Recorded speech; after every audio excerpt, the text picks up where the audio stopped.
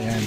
Papa-termite na tayo dito kay Thermex Pest Control. So, tingnan natin yung paano sila magtimpla ng mga chemicals. Ano yung puro yan pag tinimpla nyo? Or may halo? Yung po yung chemical. Kasi i-dilute po siya. Ito ang Thermex Pest Control. Ngayon, ito yung kanilang ititreat yung bahay.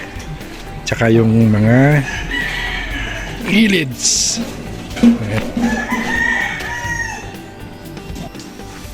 Chart, tingnan ko lang itong mga para mga chemicals.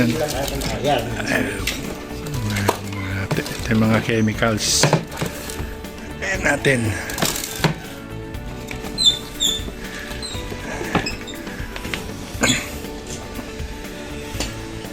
Saan ba office ng ng Thermex? Quezon City po, sir. Okay. Any part of Luzon naman po yung serviceable area po. Okay. Nakita ko nga ito sa kayo sa dami yung mga tinitreat. Yes, sir. Kahit sa yung huli nyo is parang Alfonso Magallanes, Cavite, Dito po sa may Kaititinga. Oo. Nakita ko nga sa Sa farm po. Isa sa mga gumagawa po ng mga mixed cement. Ito yung rest house din po nila. Sige.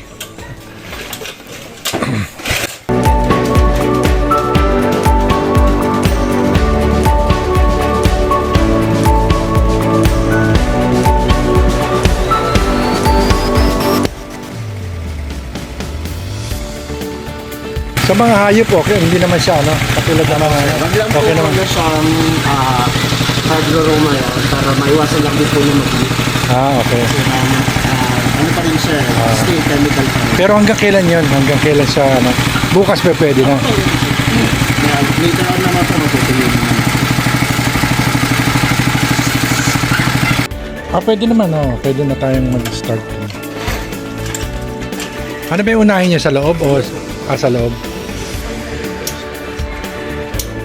Okay.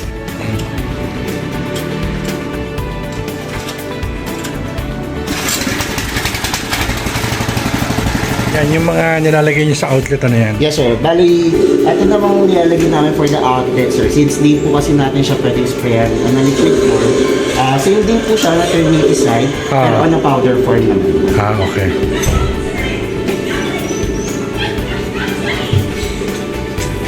So naman po yung na-apply natin na liquid form, this is for termites prevention na rin po. So in-include na rin po namin siya sa service. And aside from that, this is also a treatment for the ants as well.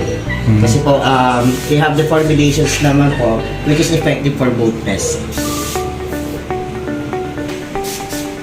So based on our assessment naman po, sir, yung since newly built house, wala pa naman po siyang any signs of termites. So for us to avoid or ma-prevent na rin po, apply po natin siya for those areas na possible na kainin lang. Mga kamba, and door jobs, and then even yung kasi pumapasok din sa outlet. So nilalagyan din po natin siya. Yung itong ni-spray sa wall para saan to? This is for the naman po, para sa langgam po. Langgam, okay.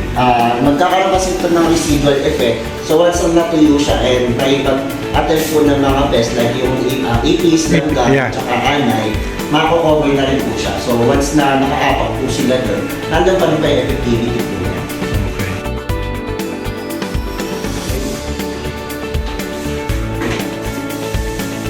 Ito, Richard, yung sinasabi mong powder. Yes. Termiticide din po siya, pero na powder. Kasi minsan din ako, nagiging passageway nila or pathway nila yung mga outlets. So ito naglalast to ng ilang sinasabi mo? This is about for 2 years. Okay. So about 2 years after nun, yung preventive maintenance natin, Yes, every 6 months na. Okay. Thermex Pest Control. Kindly visit our page na rin po for you to check na rin yung mga ways namin at mga clients na mga service natin. Actually, doon ko nga nakita yung yung nyo yung sa Ads po na. sa ads.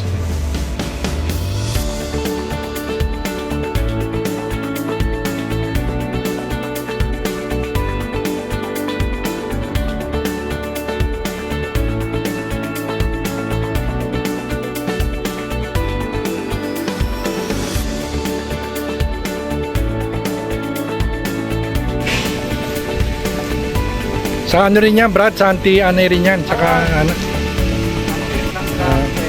Tsaka yung langgam. Basta yung mga walang buto, sir. Walang buto na ano.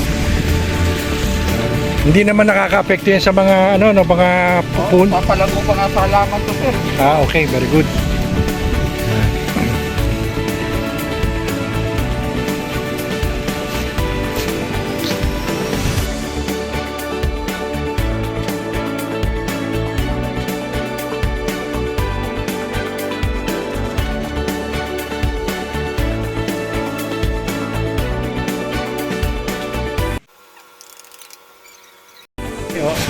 Matay na kaagad, oh. Butas. Doon din ang gagalang sa lupa, eh.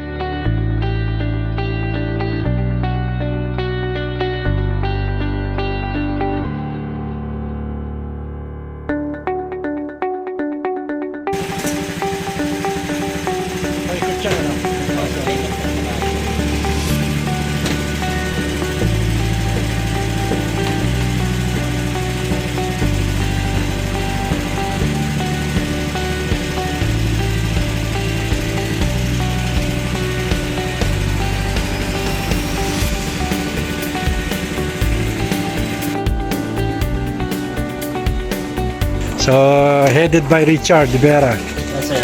Thank you, Richard, ha? Maraming salamat din po, sir. Okay. Sino may mga kasama mo dyan? Si Michael. Michael, Patrick. Patrick, and si Macmac. Rapi, Carlos. Si Rapi. Okay. Thank you sa inyo, ha? Thank you. Maraming salamat po ulit, sir. Okay. Gusto sila. Ito ang team ng Thermex Pest Control. Okay? So, salamat sa inyo, ha? Salamat. Maraming salamat din po. Okay. Thank you.